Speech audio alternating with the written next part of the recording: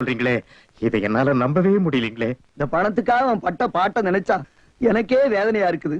கல்லு உடைச்சான், தோட்ட காவலுக்கு போனான், மரம் விட்டுனா, மூட்டை தூக்குனா, வயல்ல மாடா உழைச்சான்.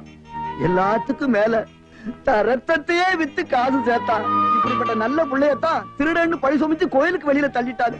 இந்த கொடுமையை என்னால தாங்கிக்க முடியல. இந்த உண்மையை சொல்லிட்டு போகத்தான் இன்னைக்கு நான் வீடு தேடி வந்தேன். பாத்தீங்களாப்பா, இப்போது புரியுதா ஏன் இப்படி செஞ்சாருன்னு? குத்தமில்ல நெஞ்சு குத்தி இருக்கு, அத செஞ்ச பாவத்துக்கு புண்ணியம் தேடி இருக்காரு. இல்லம்மா, நீ சொல்றதெல்லாம் தப்பு. நீ நினைக்கிற மாதிரி உப்பிலியப்ப எந்த குத்தமும் பண்ணலம்மா.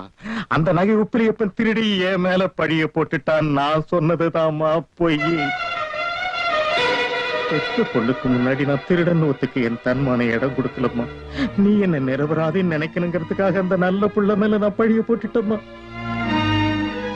நான் செஞ்ச தப்புக்கு தெய்வம் என்ன நல்லாவே தண்டிச்சிடுச்சுமா.